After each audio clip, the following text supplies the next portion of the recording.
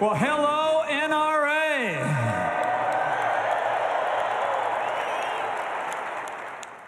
Thank you, Chris, for that great introduction. Chris and I have been friends for a lot of years. I have great respect for him, but he knows the introduction I prefer is a little bit shorter. I'm a Christian, a conservative, and a Republican, in that order. And as Vice President of the United States, it's my great honor to be back home again in Indiana with so many freedom-loving Americans at the annual meeting of the National Rifle Association. Welcome to the Hoosier State. It really is great to be here with so many friends. Chris and Ollie North and Wayne LaPierre, and really with some outstanding leaders that we respect greatly and admire every day, like Governor Eric Holcomb of Indiana, Governor Matt Bevin of Kentucky, and so many distinguished members of the United States Congress, including the House Minority Whip, the courageous Steve Scalise.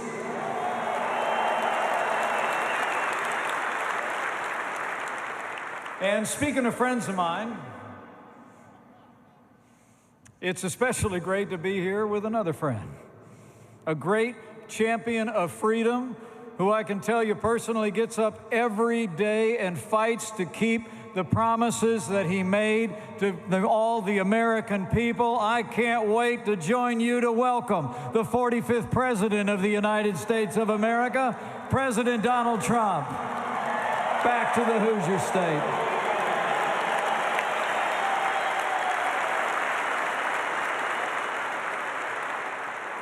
You know, the President and I stand with the NRA because, like all of you, we stand for freedom. The right of law-abiding citizens to keep and bear arms is a freedom that is at the heart of the American story.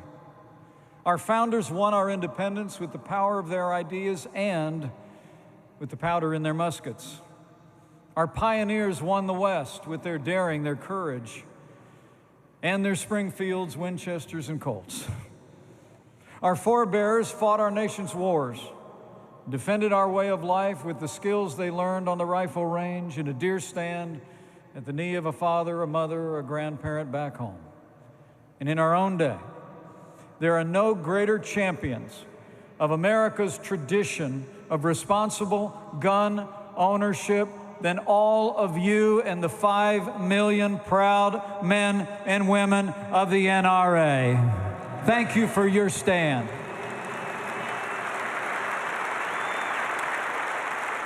And I'm here today to tell you, we're with you. President Trump and I are with the NRA today and tomorrow and always, because the National Rifle Association stands for freedom. Nowhere is this ongoing struggle for freedom more visible every day than in the struggle to defend the Second Amendment.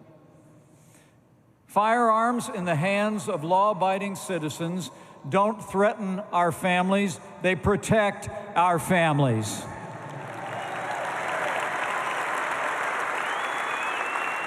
And we know that firearms in the hands of law-abiding citizens make our communities more safe, not less safe.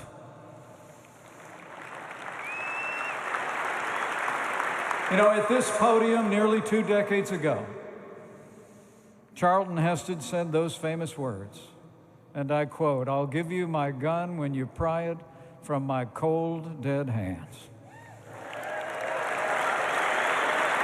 Well, I'll make you a promise.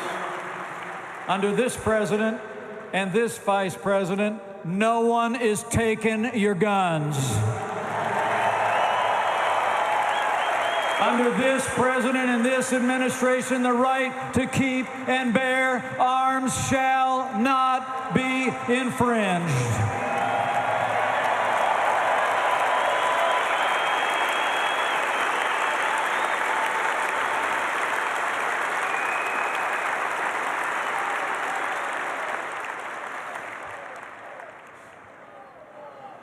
The truth is, from the first day of this administration, President Trump has been fighting for freedom, and you all know that.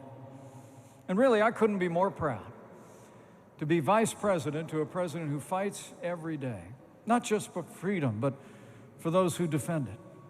I mean, think about it. This president stood with those who defend our freedom when he signed the largest increase in our national defense since the days of Ronald Reagan.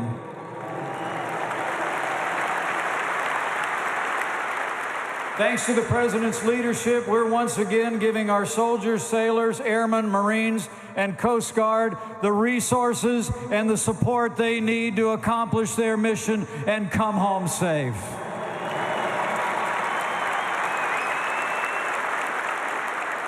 And this president has stood with those who defend our freedom here at home, who protect and serve on the thin blue line.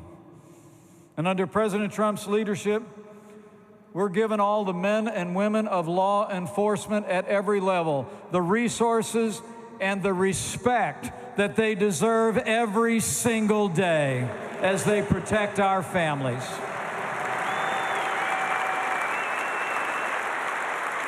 I know there's a lot of law enforcement members who are here today, have taken time to be at this convention. Why don't you all just show them how much we appreciate the men and women who serve on the thin blue line and protect our families every day. God bless you all.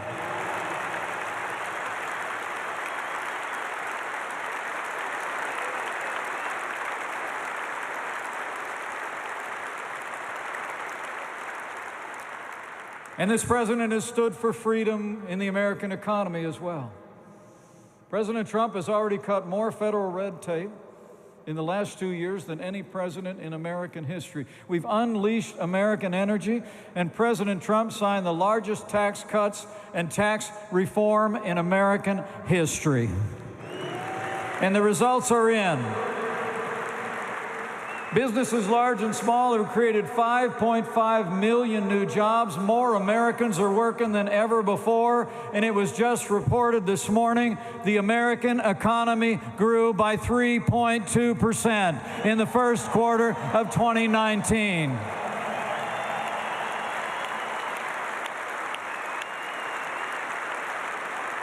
And beyond our security and our prosperity, this president has also strengthened the very foundation of our freedom. At this point, President Trump has already appointed to our federal courts more principled conservatives in the last 2 years than any president in American history. And they are all conservatives who will uphold the God-given liberties enshrined in our Constitution, like the freedom of speech, the freedom of religion, and the right to keep and bear arms. It's an incredible group. But despite the fact that this president has faced unprecedented opposition, obstruction, and resistance, I believe that when this president's story is written, when he finishes his term in office, 6 years from now,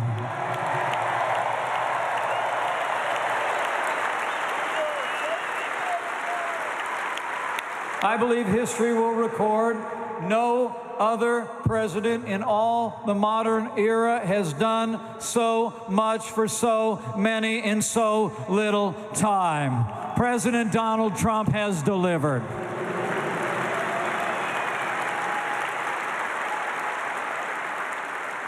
So under the president's leadership here at home and around the world, America's winning again. But to keep on winning, I came here today to say that we need you to stay in the fight. Because the truth is, we live in a time when freedom is under assault.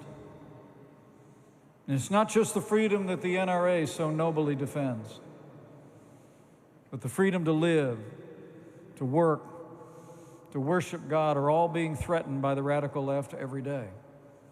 It's true. And the same people who threaten your right to self-defense want to stifle our economy by raising taxes and increasing regulation. The same people who want to take away your unalienable rights routinely denigrate the faith of millions of Americans and advocate late-term abortion and even infanticide. I'll make you a promise.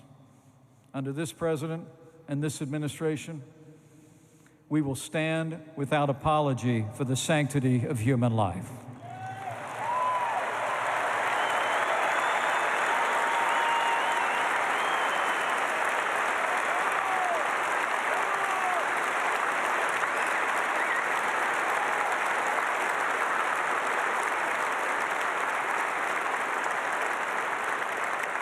But our freedom is under assault every day in other ways.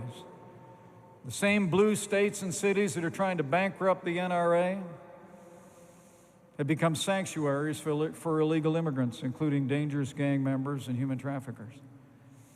And the same people who want to restrict the right to keep and bear arms of law-abiding citizens believe the Boston Marathon bomber should be given the right to vote on death row.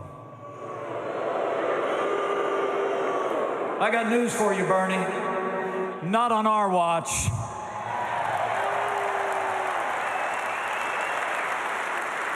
Violent, convicted felons, murderers, and terrorists should never be given the right to vote in prison. Not now, not ever.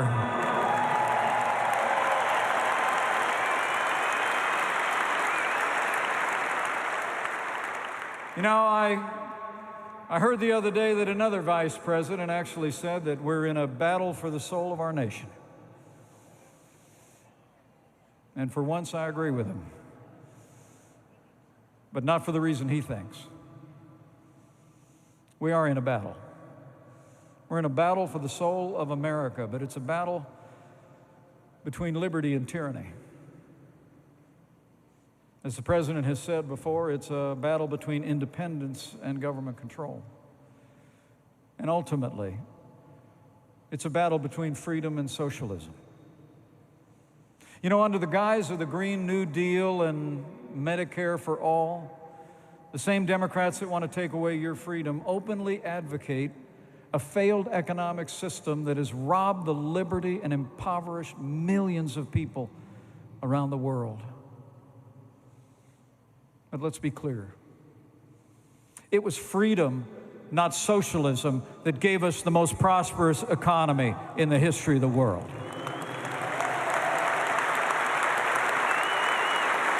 It was freedom, not socialism, that ended slavery, won 2 world wars, and stands today as a beacon of hope for all the world.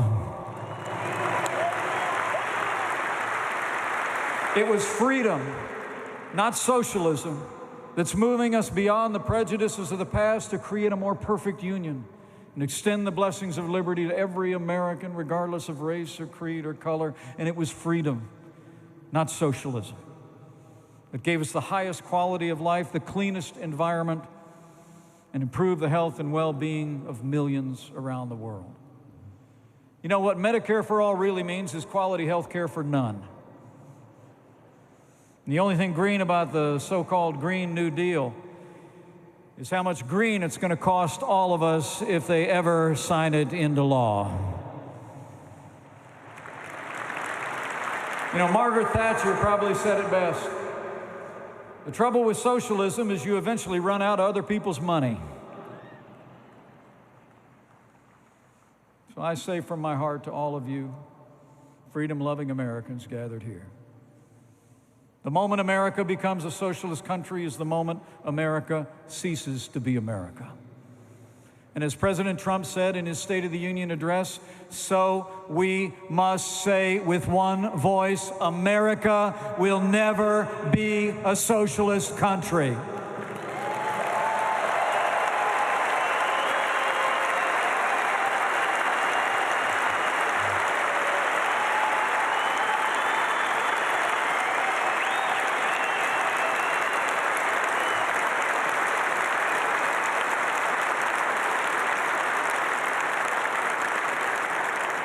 The men and women of the NRA, the stakes have never been higher.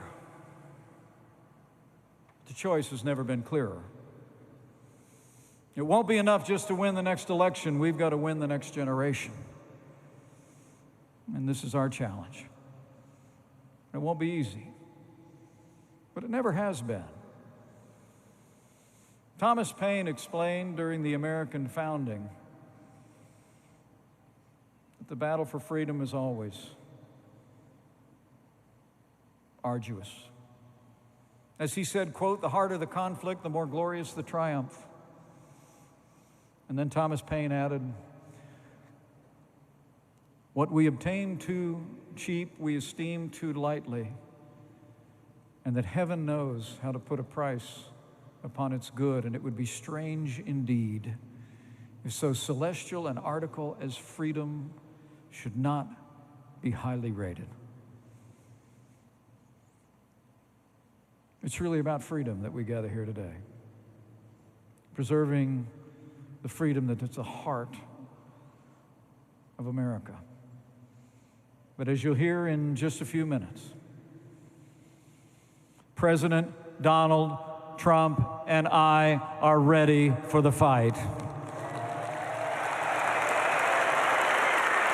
We are ready to stand with all of you and fight to defend and expand freedom for every American.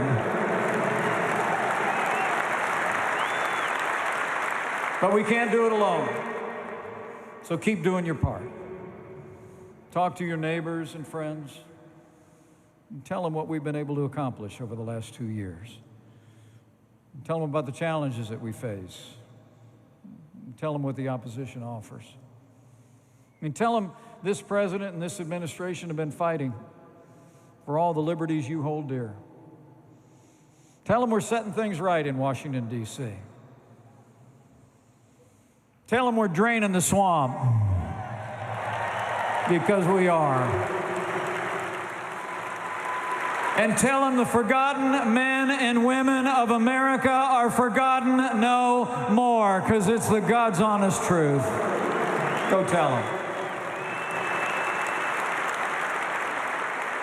So thank you for the opportunity to be with you today. Thank you for coming here to the Hoosier State and giving me a chance to be home. You know, it's amazing for me to think about the journey that my wife and I have been on. 5 years ago, when I was governor of the state of Indiana, I stood at this podium in that role. And I have to tell you, for this small town boy from southern Indiana, grandson of an Irish immigrant, it's hard to describe how humbling it is to have the privilege. So I want to thank you for the honor of serving as your vice president. And I want to thank you for your support.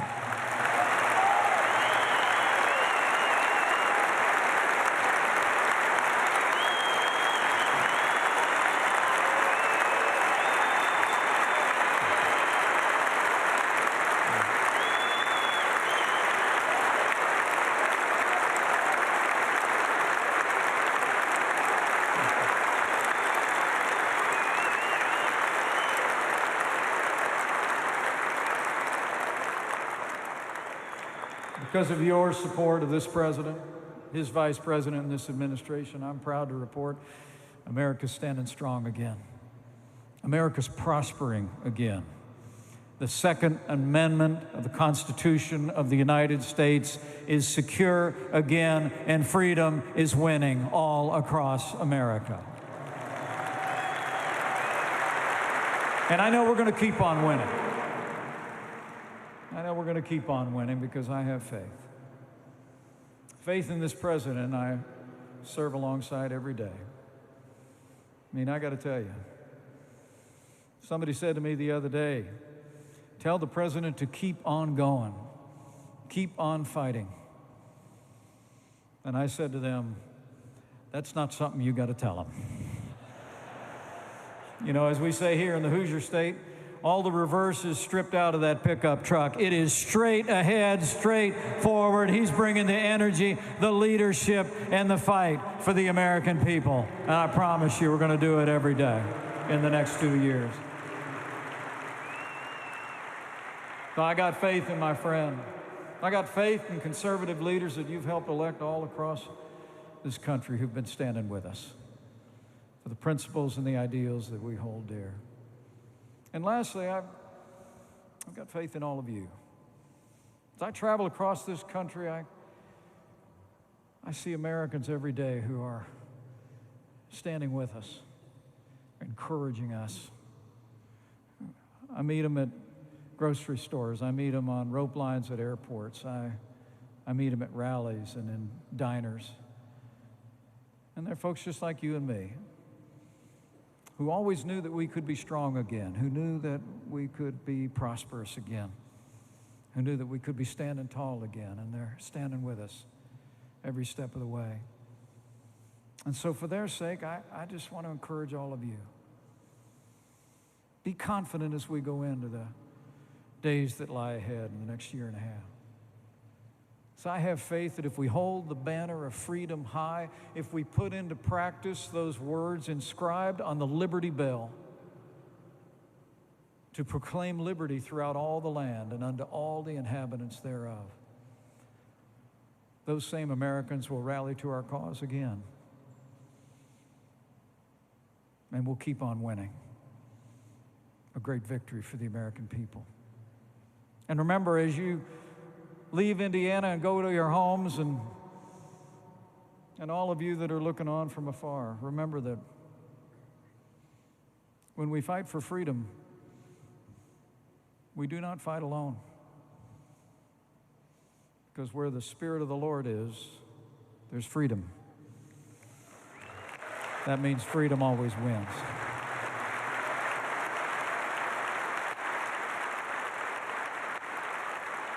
So thank you for the honor. Thank you for the honor of addressing you today. Thank you for the stand that you've made, the stand that each one of you take. We're proud to stand with you.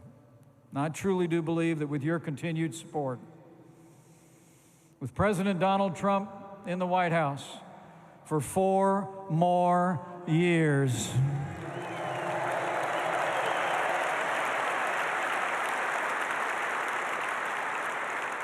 with freedom-loving leaders serving at every level all across this nation, and with God's help, we'll finish what we've started.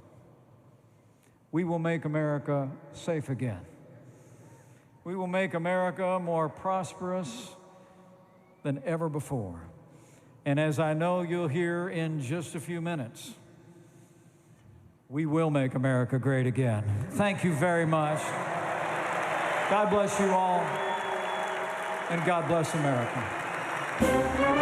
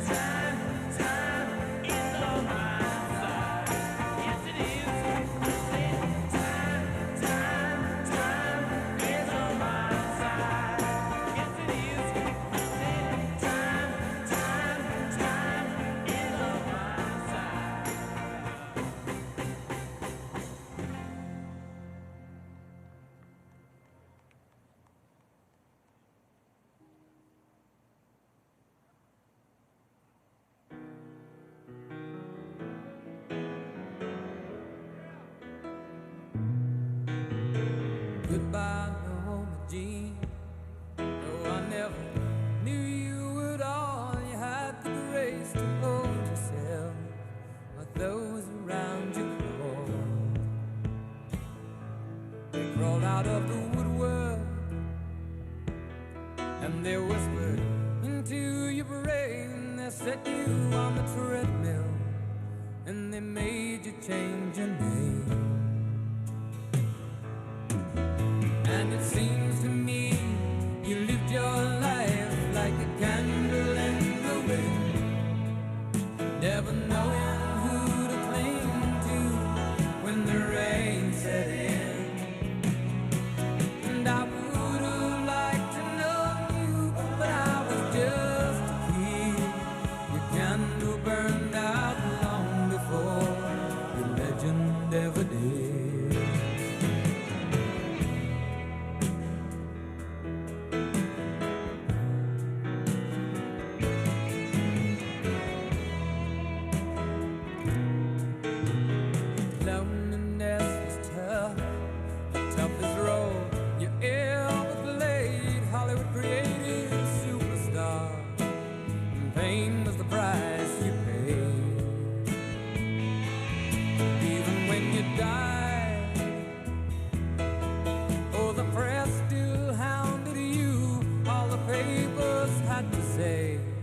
Was that Marilyn was found in the news.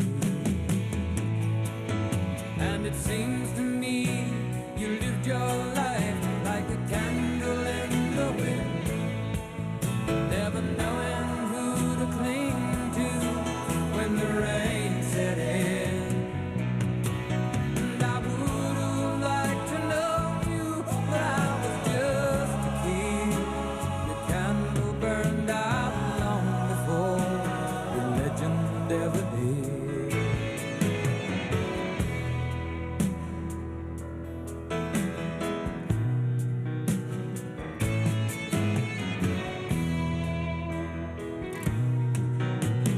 Goodbye, Norma Jean. Though I never knew you at all, you had the grace to hold yourself while those around you crawled.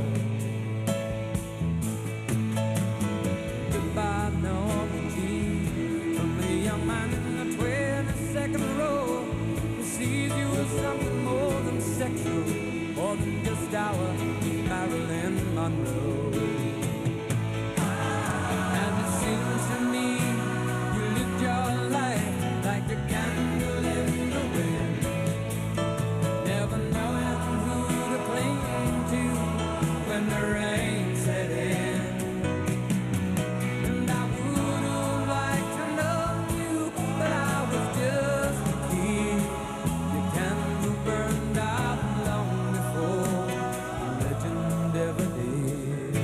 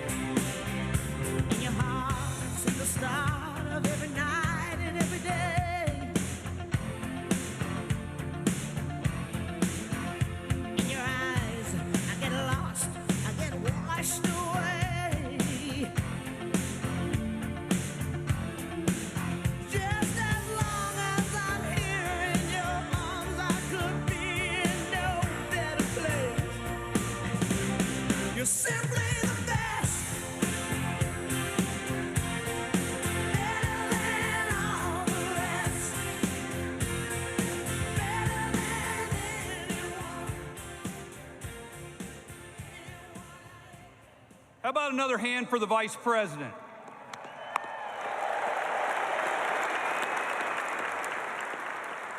This morning I was thinking about what I'd say before the President walked out, and something occurred to me. Has any president in American history ever needed the job less? Think about it. He spent 70 years of his life becoming one of the most successful businessmen ever, and not 1 second of those 70 years was spent as a politician. These are supposed to be the years where he relaxes and enjoys the fruits of his hard work and success. But he gave that up for love of country. And what does he get for that sacrifice? An absolutely unprecedented and savage onslaught of despicable attacks.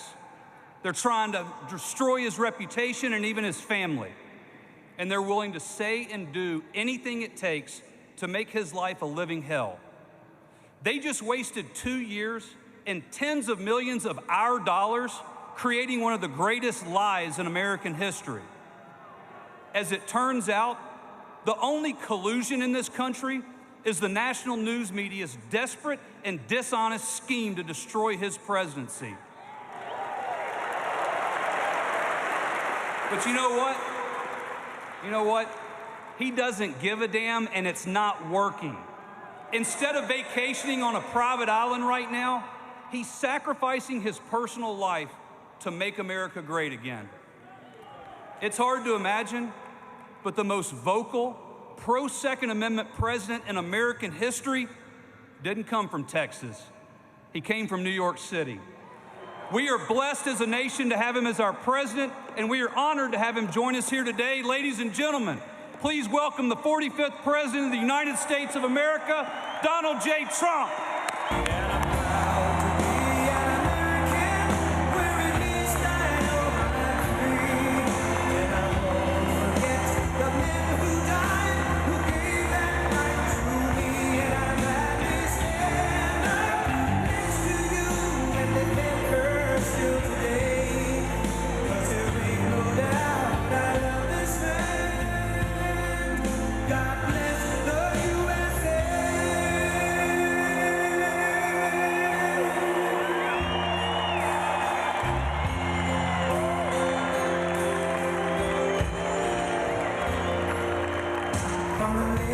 Minnesota to the hills of Tennessee, across the plains from sea to shining sea, from Detroit down to Houston and New York to LA, where there's pride in every American heart, and it's time we stand and say.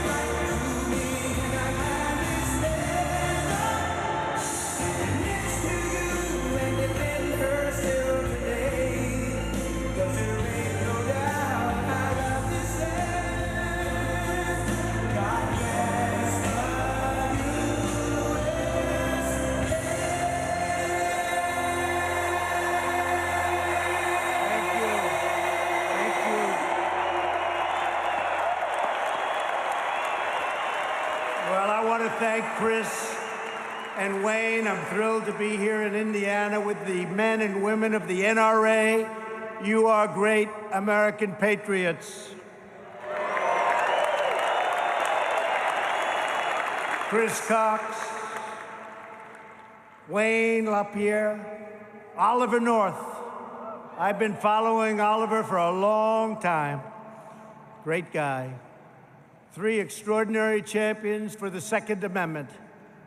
And I'm a champion for the Second Amendment, and so are you. It's not going anywhere. It's under assault. It's under assault, but not when we're here, not even close. I also want to thank our tremendous Vice President and Indiana's native son, Mike Pence, has done a fantastic job. And we're grateful to be joined by a number of terrific leaders from the Hoosier State. Governor Eric Holcomb. Where is Eric? You can't miss Eric, he's so big. Thank you, Eric. Senator Todd Young, terrific guy. Thank you, Todd. Senator Mike Braun, what a job he's doing.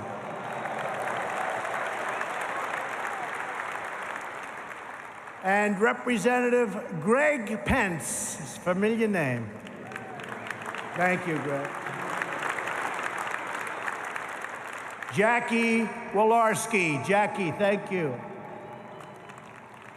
Jim Baird and Jim Banks, great representatives. Thank you all very much. Tremendous help, tremendous. I also want to recognize Secretary of the Interior, David Bernhardt. What a job he's been doing.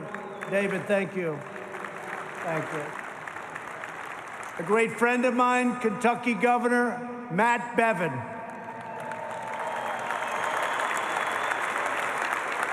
Thank you, Matt. And the House GOP whip, a man with more courage than most of us here today. He took some very, very severe shots, you know that, by a madman. And he's stronger and better. I actually told him backstage, I said, you're much more handsome than you were 2 years ago. I don't know what's going on. And he is Steve Scalise. A lot of courage. Thank you. Thank you, Steve. And most importantly, I want to thank all of you, the proud card-carrying members of the NRA.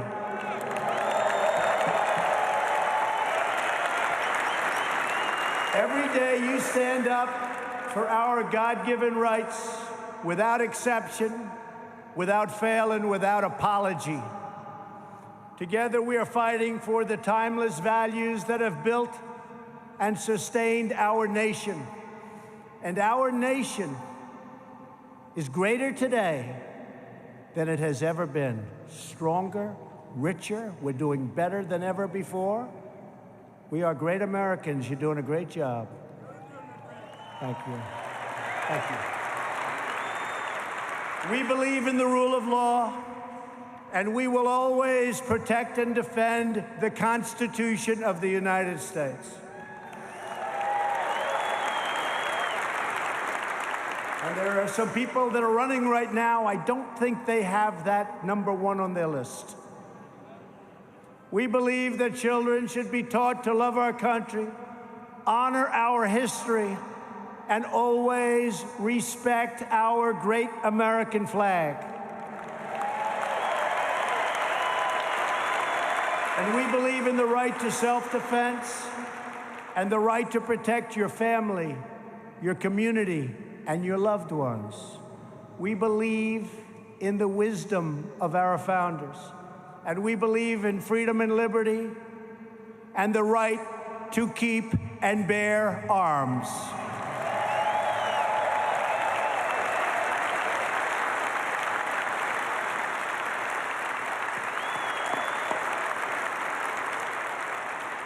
We know that faith and family, not government and bureaucracy, are the center of American life. And above all else, we know this. In America, we don't worship government, we worship God.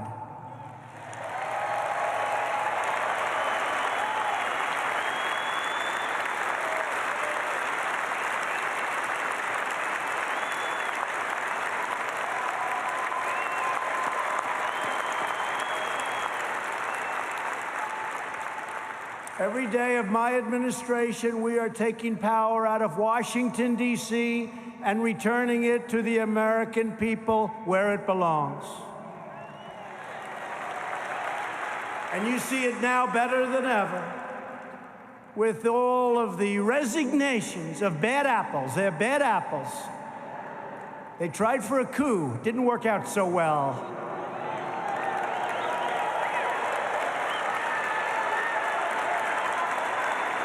And I didn't need a gun for that one, did I?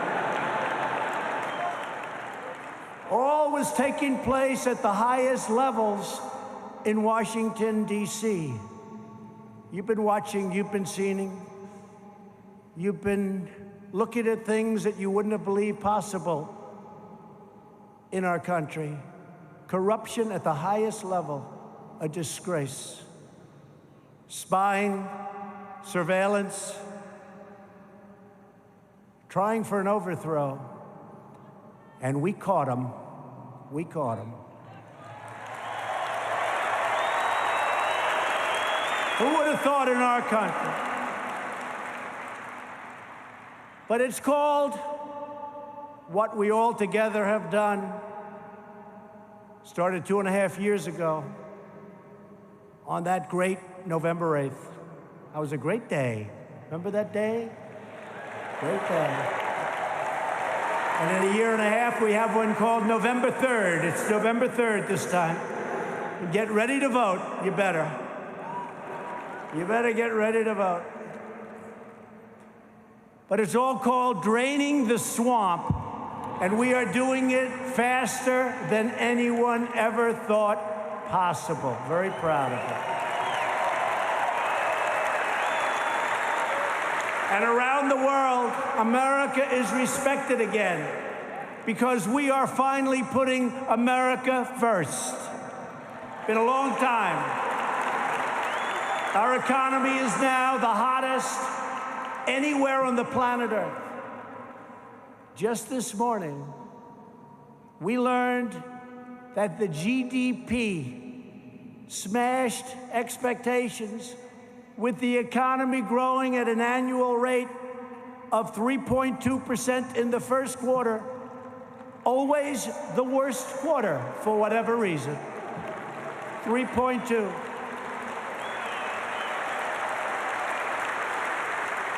And if we kept the same interest rates and the same quantitative easing that the previous administration had, that 3.2 would have been much higher than that, but they hadn't hit these numbers in 16 years.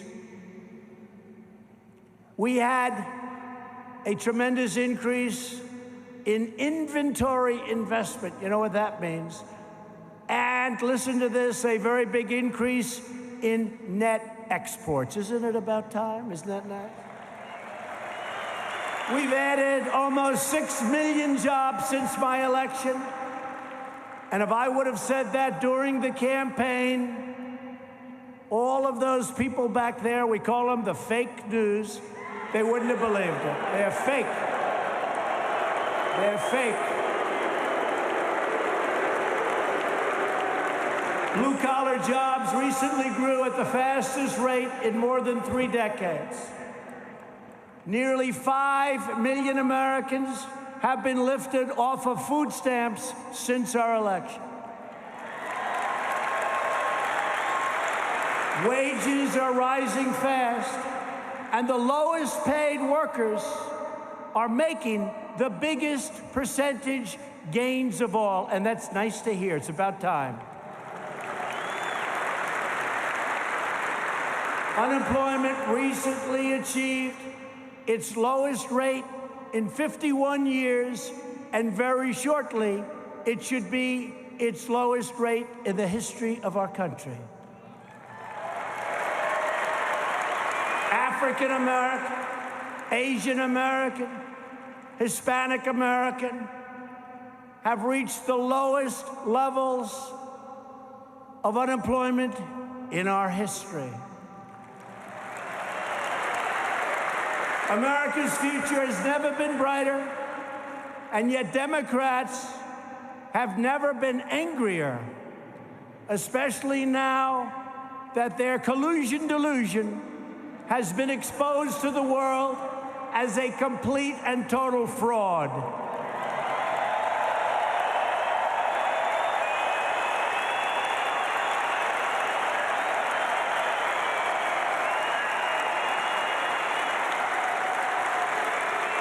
It's been the greatest political hoax ever in our country. Instead of working with us to rebuild our infrastructure, lower drug prices, which, by the way, this year, for the first time in 50 years, drug prices went down.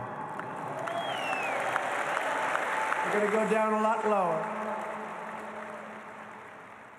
And instead of working with us to fix our trade deals, which I'm doing without them, and continue creating millions and millions of new jobs, which we're doing at a level that people have not seen before, that people don't even believe.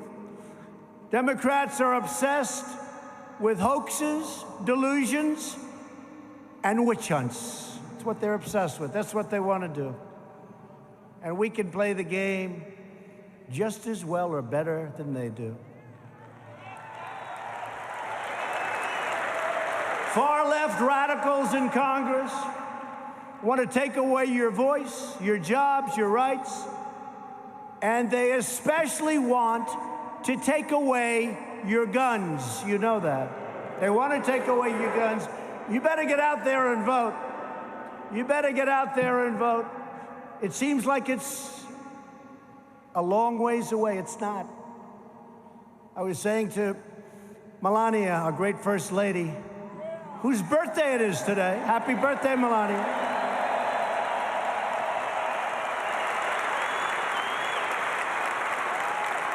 I remember standing 2.5 years ago in the same hallway where Abraham Lincoln and so many others have stood. My first night in the White House. And I said to Melania, I said, this is incredible. And 4 years seemed so long away. And now here we are. We're getting ready to start up the campaign again. Start up the campaign again. I never want to do anything with MAGA because MAGA country and MAGA, Make America Great Again, has been great.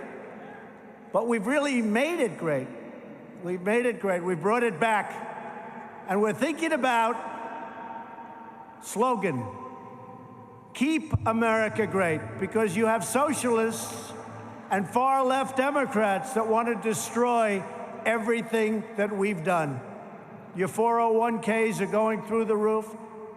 Your stock market since the election has hit a record high. Almost 100 different records I've broken. Record high. But everyone's like a genius now. They buy stock and they're all up. Everybody's benefiting and jobs are benefiting. But it can all be taken away when you start putting the wrong people in office. We've cut regulations more than any president in the history of our country. And that's in 2 years. In 2 years, we did more to regulation. Think of that, than any president in the history of our country. It's one of the reasons our jobs are booming, one of the reasons the economy's booming.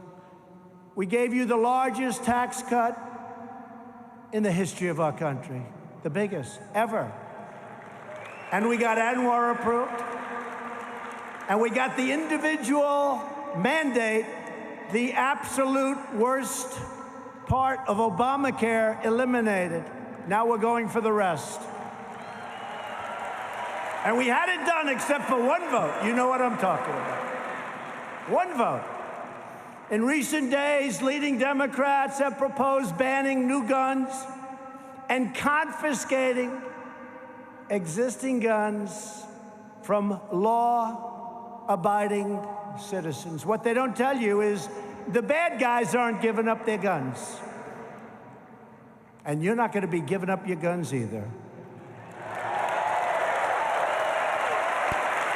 At the same time, House Democrats recently voted against notifying ICE, these brave, great, talented, brilliant patriots, when an illegal alien attempts to buy a gun, which is a felony. Democrats also support sanctuary cities that release thousands of dangerous criminal aliens onto our streets. In fact, they like the criminal aliens and aliens so much that when we're forced to release them into our country because of the horrible immigration laws that the Democrats refuse to give us the votes, we need some of their votes to change, we give them as many as they can handle.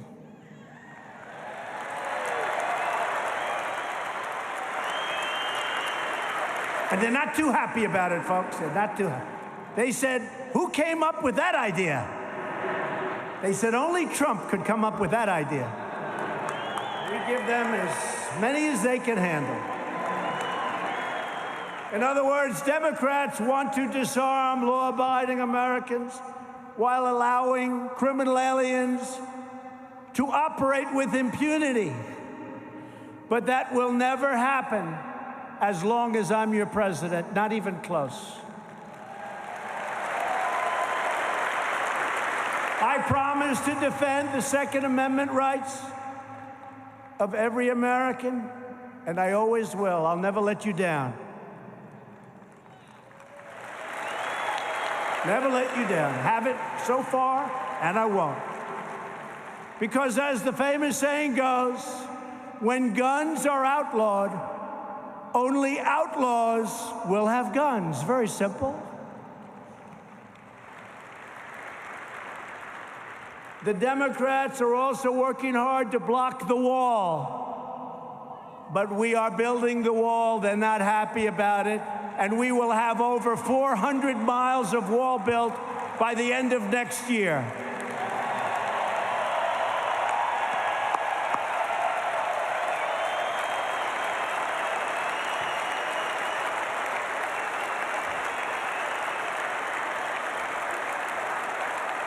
Building a lot of wall. I want to thank Border Patrol. I want to thank our great military.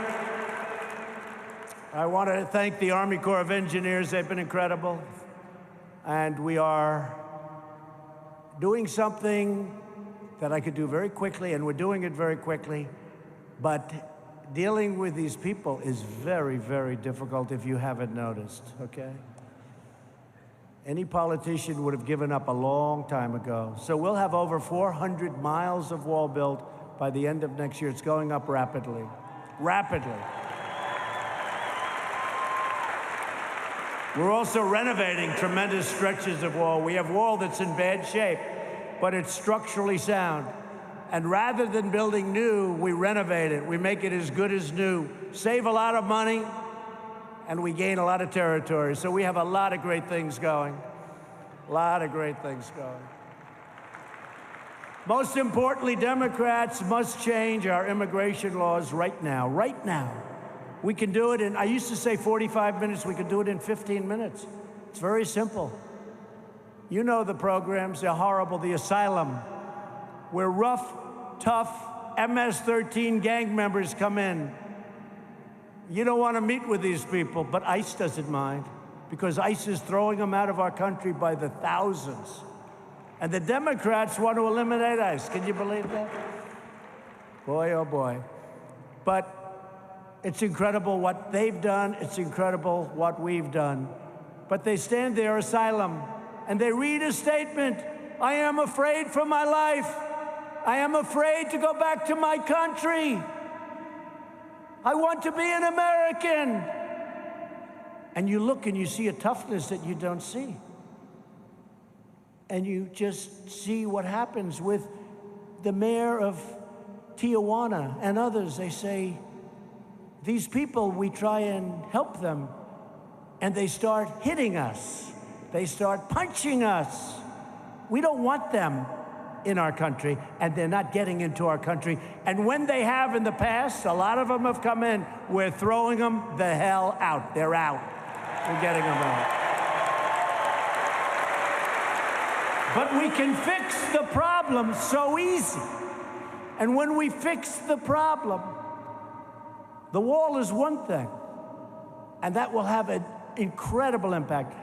But they won't even be coming up if we change our old, broken, ridiculous, weak immigration laws. They won't even be coming up. They won't make the journey. The wall is still good to have. We need the wall.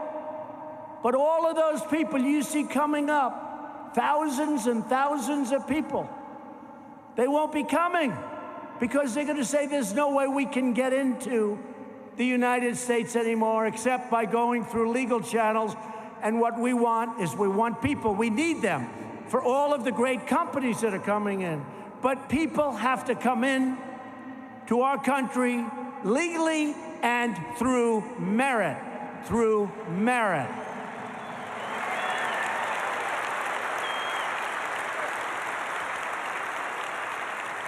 One of the gravest threats to the Second Amendment and to American freedom itself are activist judges.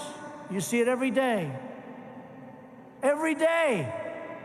They almost always file in a certain little jurisdiction. I won't tell you what it is, but you all know. Every time we get sued on the ban, which we ended up winning, you know, we have the ban. We lost in the Ninth Circuit. We shouldn't have. We lost in the Ninth Circuit Court of Appeals, which we shouldn't have. And we won at the United States Supreme Court. So we have the ban, travel ban. But the reporters, the other day, some reporter said, Donald Trump, who lost the travel ban? I didn't lose it. Well, what he meant, I lost it in the Ninth Circuit. But he didn't say, we won at the United States Supreme Court. So everyone said, oh, that's too bad, he lost the travel. No, we won the travel ban in the United States Supreme Court. But they don't say that. So when we confront them, they said, no, we were referring to the lower courts. I said, what about the upper court? They ruled, it's done. Well, we weren't talking about the Supreme Court. We were saying you lost it. These are very, very dishonest people, okay?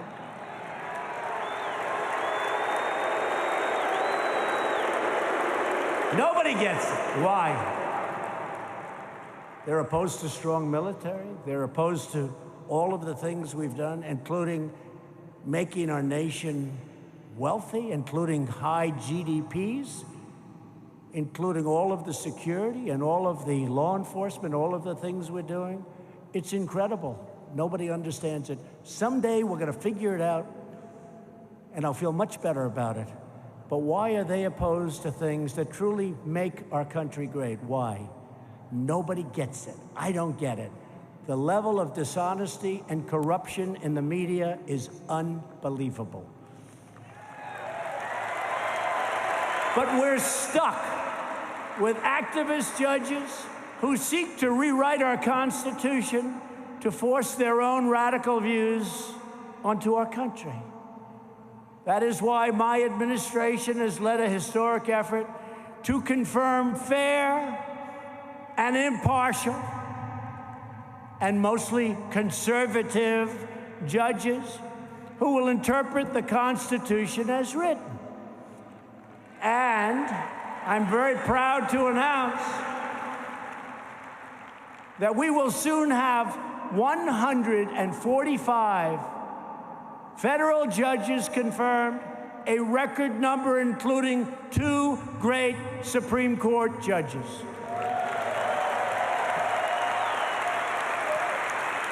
Justice Gorsuch, Justice Kavanaugh, 2 fantastic justices. In fact, next week, we will confirm our 100th federal judge. Nobody knows what that means. The percentage is incredible. Nobody knows what that means. And in the end, I expect to have the second highest percentage of judges confirmed in the history of the United States, more than any other president, except one. I'll never beat this one. percentage of judges approve. You know who the one is? Take a guess.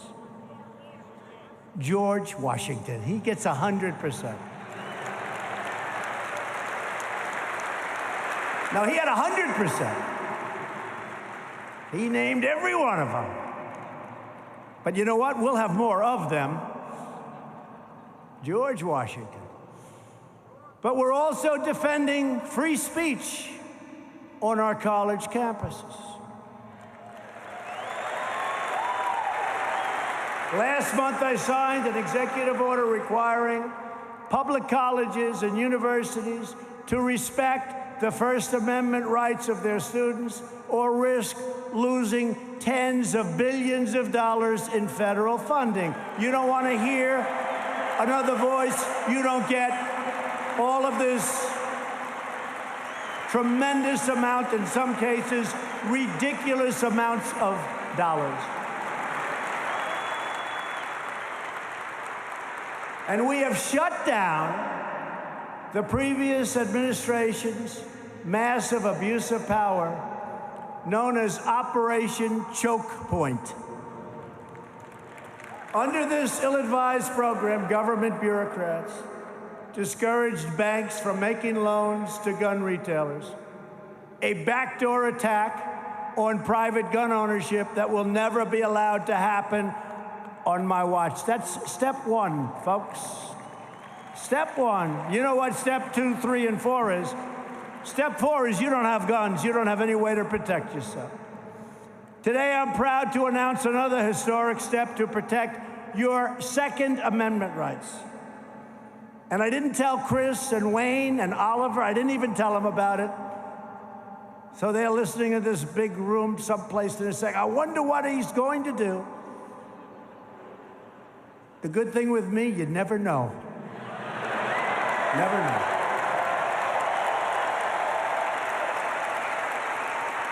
That's why we're making trade deals that are so good for our country. So in the last administration, President Obama signed the UN Arms Trade Treaty. And in his waning days in office, he sent the treaty to the Senate to begin the ratification process. This treaty threatened your subjugate, and you know exactly what's going on here, your rights, and your constitutional and international rules, and restrictions and regulations. Under my administration, we will never surrender American sovereignty to anyone. We will never allow foreign bureaucrats to trample on your Second Amendment freedom. And that is why my administration will never ratify the UN Arms Trade Treaty. I hope you're happy.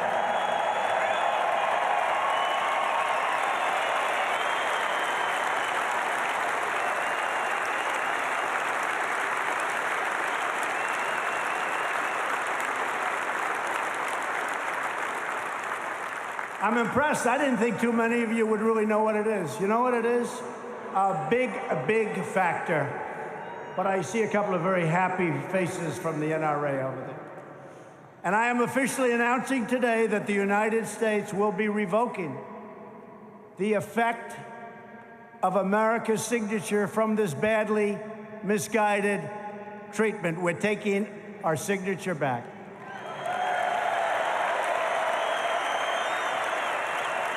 The United Nations will soon receive a formal notice that America is rejecting this treaty.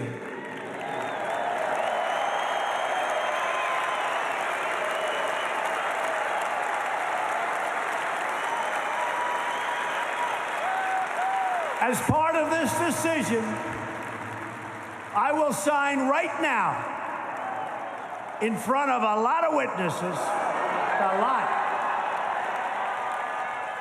a lot of witnesses, a message asking the Senate to discontinue the treaty ratification process and to return the now rejected treaty right back to me in the Oval Office, where I will dispose of it.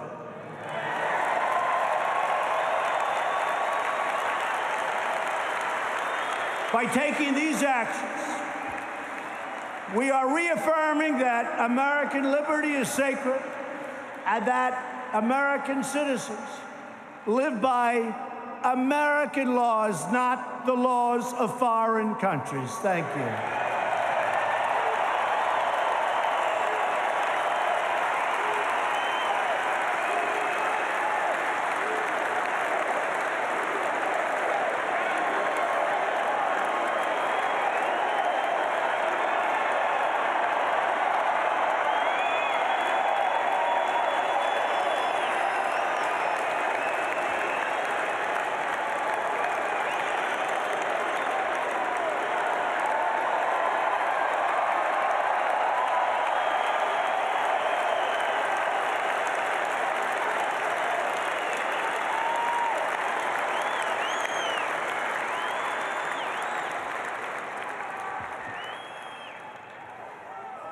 They all want the pen. Can you believe these people?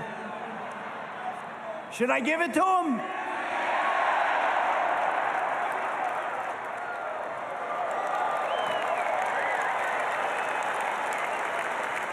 Famous pen. As we protect gun rights for law-abiding citizens, we are also getting guns out of the hands of violent criminals. When I took office 2 years ago, one of my highest priorities was to reduce violent crime. In the 2 years before my inauguration, the murder rate had increased by more than 20%, and the United States had experienced the largest increase in violent crime in over 25 years. For this reason, my administration resurrected Project Safe Neighborhoods, bringing together prosecutors, police, sheriffs, and citizens groups to put the most dangerous offenders behind bars. We funded 200 new violent crime prosecutors. We charged a record number of criminal offenders. And last year, we prosecuted the most violent criminals ever in our history. And now, violent crime is way down. Murders in America's largest cities dropped by 6% between 2017 and 2018. But I do have to ask you, what the hell is going on in Chicago? What is going on? We could solve that problem, we would have been down even a lot more. And it's not a tough problem to solve. You got to let law enforcement do what they have to do. They'll solve the problem very quickly, very quickly.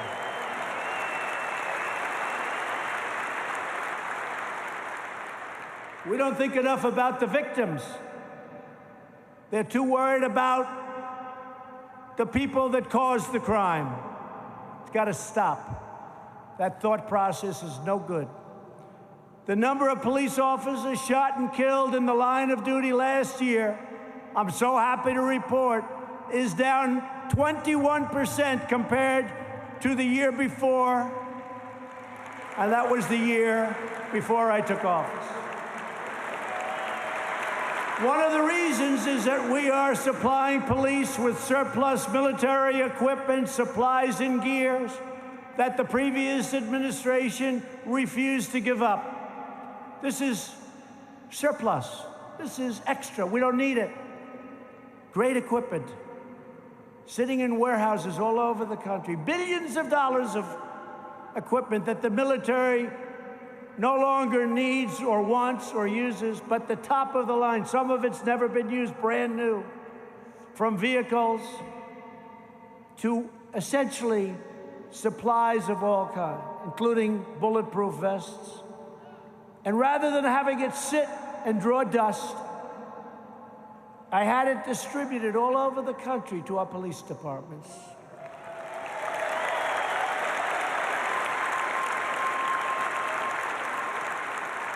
And that's why you see these numbers. It's a great thing. You know, a lot of being president is common sense, right? Don't you think, right? It's common sense. Have a good heart, but it's common sense. In this administration, we will always stand with the heroes of law enforcement. They're heroes. They're brave. They're great. And they will tell you they haven't felt so proud of themselves for many years because they were abandoned by Washington. They were abandoned by our politicians.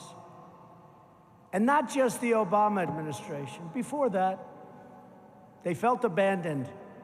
Well, they know that I love them, and we're going to protect them just like they protect us. Incredible people, great people. We've also taken critical steps to improve school safety. More than 30 states now allow teachers that are highly trained, talented people, to carry guns in the classroom to protect themselves and to protect their students who they love. Who's better? Who's better?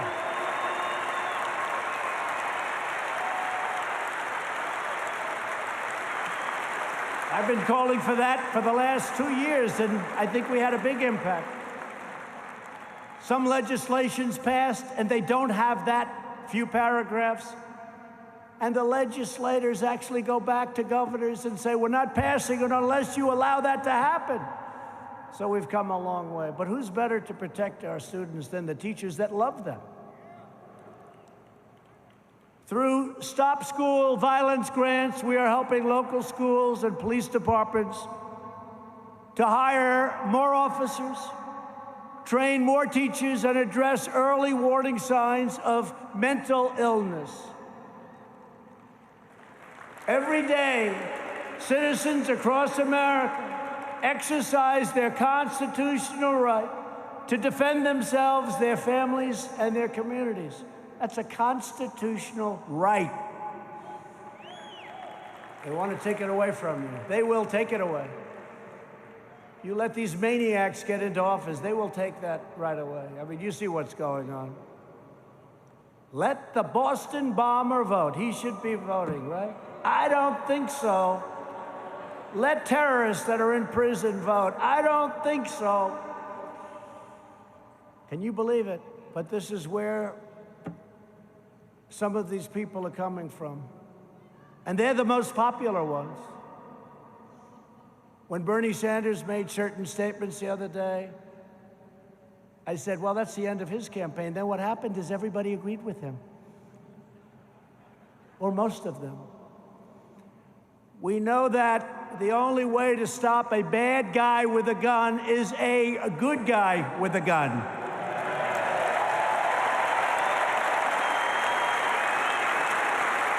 Now, I wanted to be a little bit more original than to use a phrase that you've probably heard 1,000 times.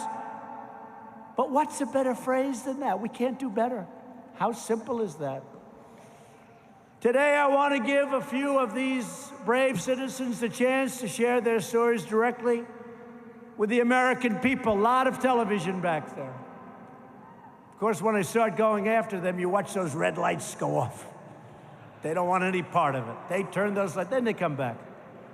They need the ratings.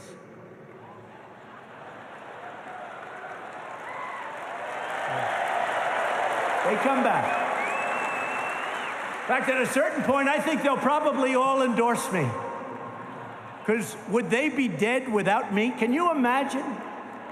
Can you imagine having some nice, boring person get up here? Well, they wouldn't be up here. They would be as far away from you as possible.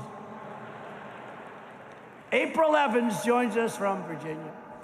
One night in 2015, she was home alone with her 2-year-old daughter when an intruder broke into her home violently. April took care of it. April, please come up. Please, April.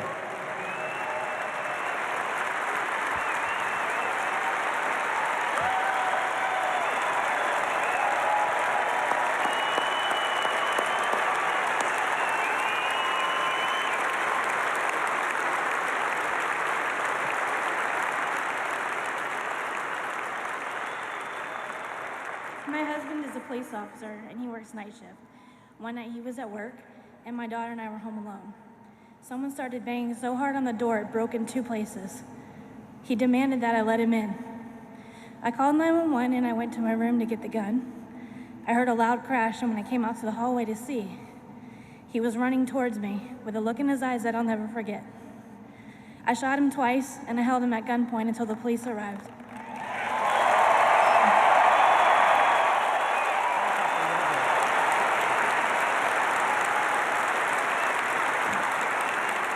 This event was something that changed my life. I've never been more afraid, but I've been standing strong, and I've told my story again and again because with each person I told, they stood a little taller, knowing that if I could protect myself and my family, that they could too. Protecting my family would not be possible without the right to bear arms. It's an issue that's obviously close to my heart. If these rights had been taken from us, I may not be standing here today, and I may not have a healthy, now 6-year-old daughter. I'd like to thank you, Mr. President, for your unapologetic stance on our right to bear arms. I truly believe those rights saved my life and the life of my daughter that night. Thank you.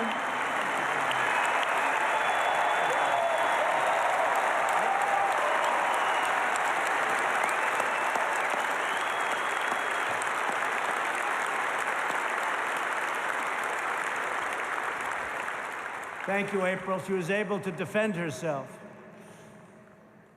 Also with us is Mark Vaughn, who owns a meat processing plant in Oklahoma.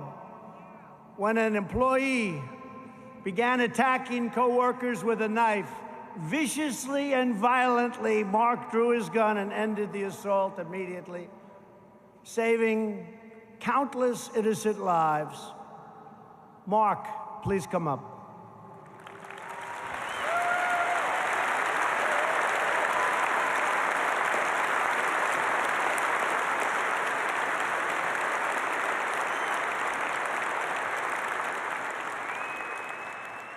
Thank you, Mr. President. Welcome all. I got a call late one Thursday afternoon while sitting at my office. A frantic call from our customer service group said an attacker with a knife was victimizing people in our office. I ran to my vehicle, ran the 100 yards to the other end of our complex. It was a very chaotic scene. Screaming, crying, blood everywhere. I immediately entered the building, ran down a hall. I immediately entered the building, ran down a hallway, and saw a man attacking a woman in the neck and head with a large knife.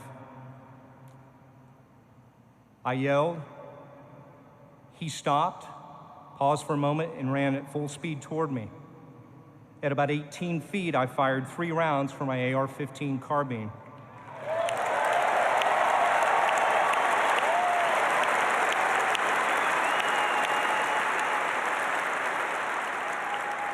Immediately incapacitating the subject. He was a determined attacker. Unbeknownst to me, moments before, he had decapitated a coworker and had targeted several others in our operation to be attacked that day. I was able to take that action because I had a gun and I was prepared to use it. These are central missions of the NRA, and I thank you, NRA, for that, and everyone here.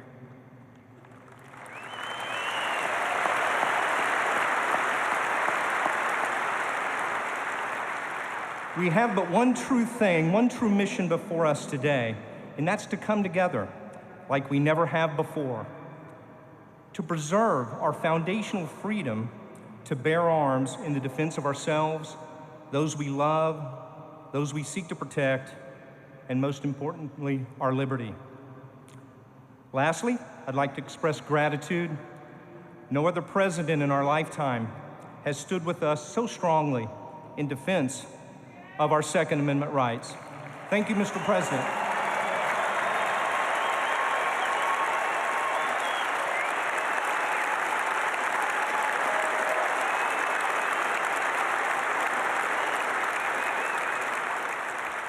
Thank you, Mark. Appreciate that. Thank you very much. Great job. Thank you. Finally, Stephen Williford joins us from Sutherland Springs, Texas, great state of Texas, where a mass shooter opened fire at the First Baptist Church. You all read about it. In November 2017, taking many innocent lives, wonderful, wonderful people. Stephen heroically risked his life to bring the horrible violence to an end. Stephen, please come up and say a few words.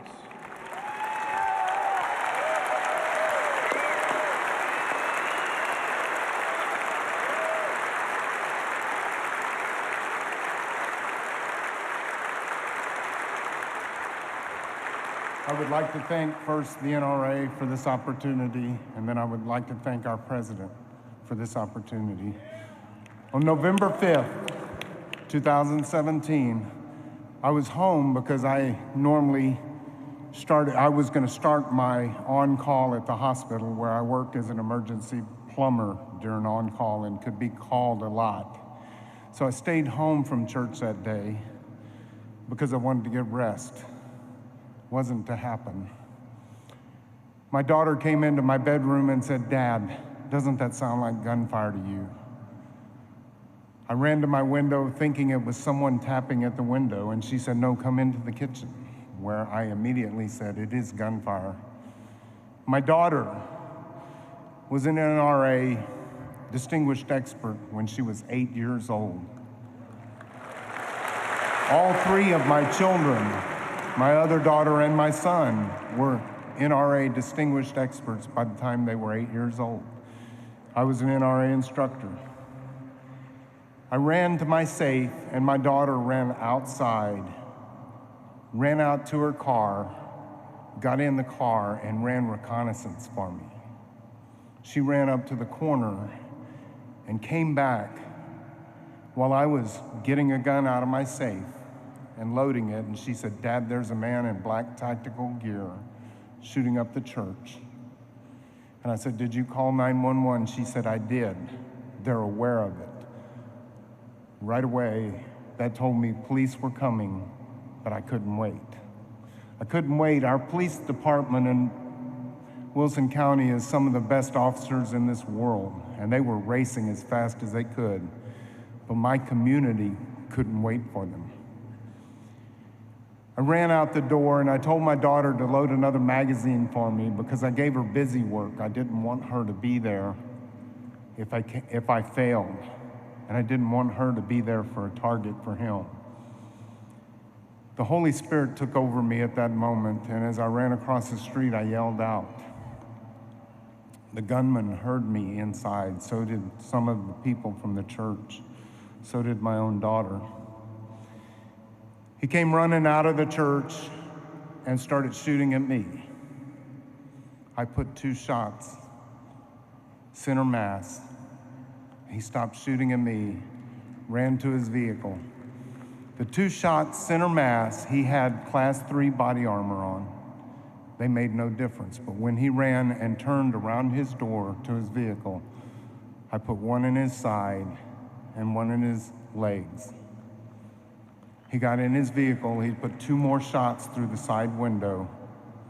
I put 1 where I perceived his head to be and shot through the window. He took off and ran away down the street, and I'm thinking, oh my God, he's getting away. I ran out into the street, took 1 more shot that went through his back window, penetrated the driver's side seat, and hit him just right at the left shoulder blade.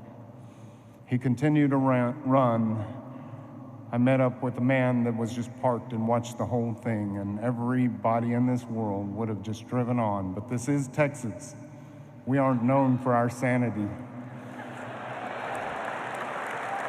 I found out later his name is Johnny, and I got in the truck with Johnny and we gave chase. And at the end, the gunman, being the coward that he was, took his own life.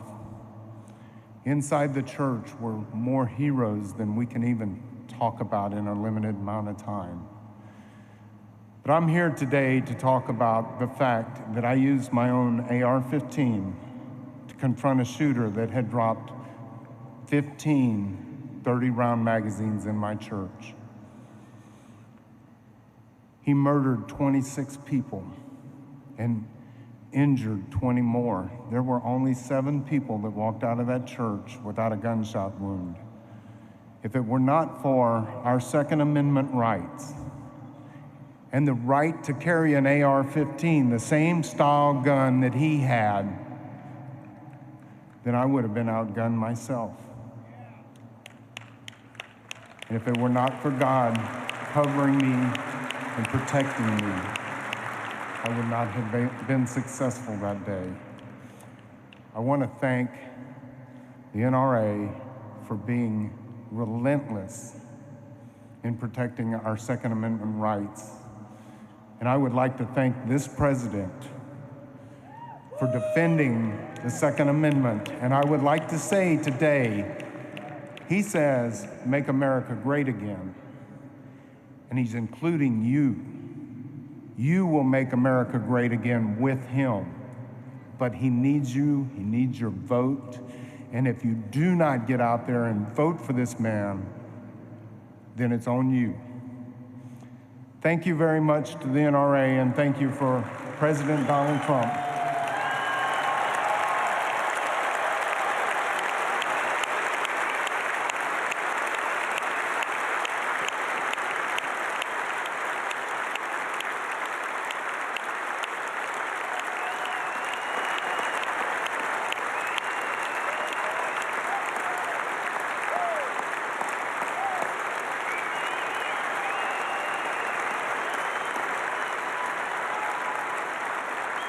Oh, what a job. Thank you.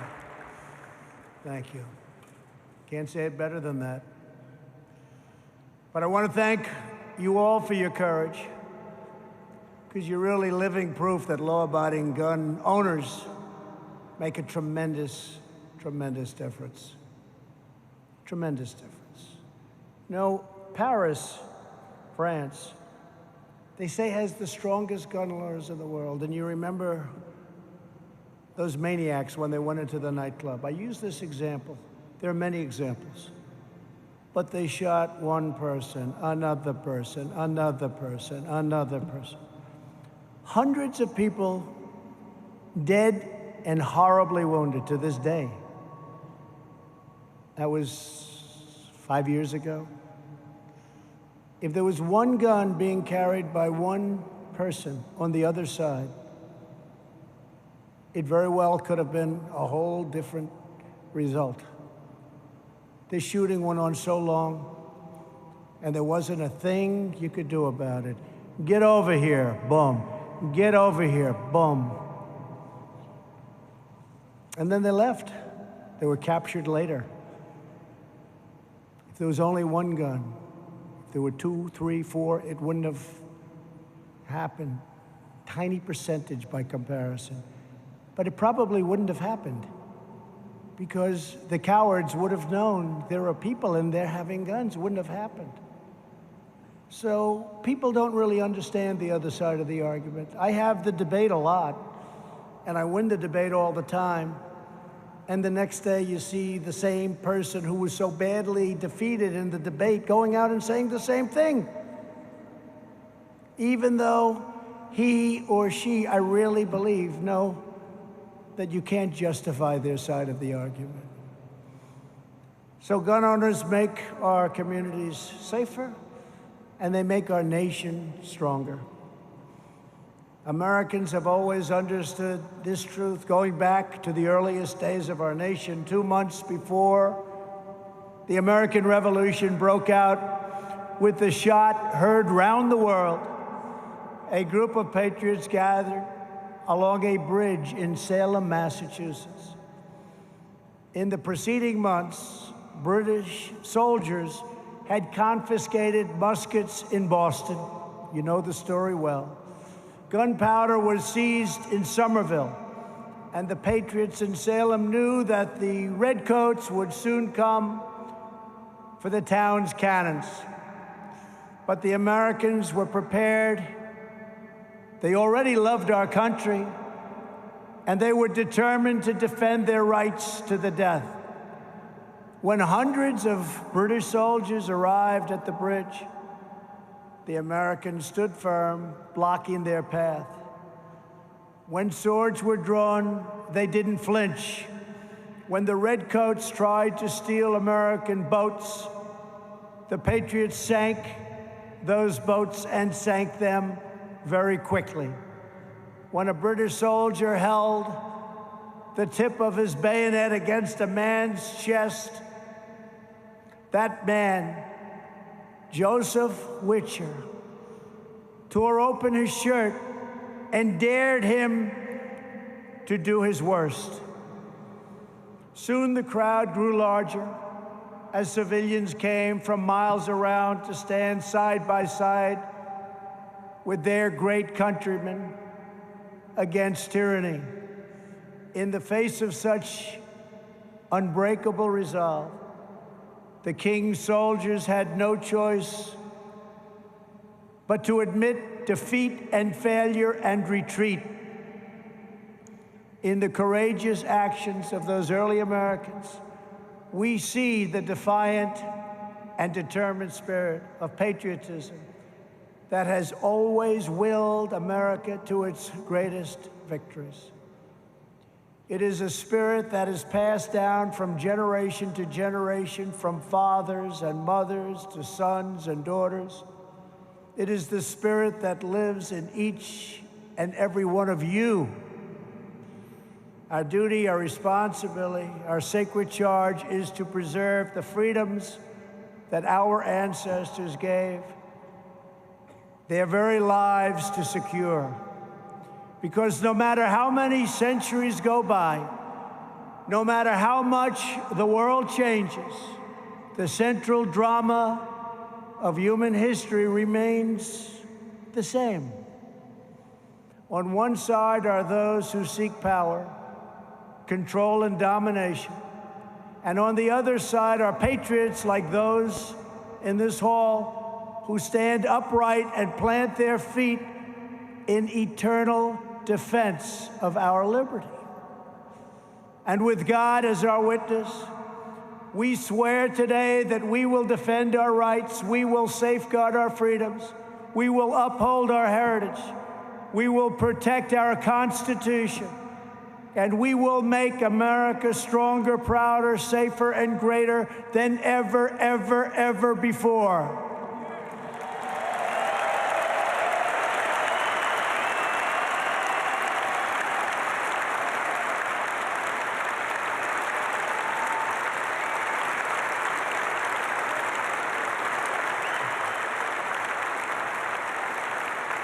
To all of our incredible friends at the NRA, thank you for fighting the good fight. It is an honor to fight by your side, and it's an honor to be with everyone in this giant hall today. I am with you. I will never, ever let you down. Thank you. God bless you, and God bless the United States of America. Thank you. Thank you.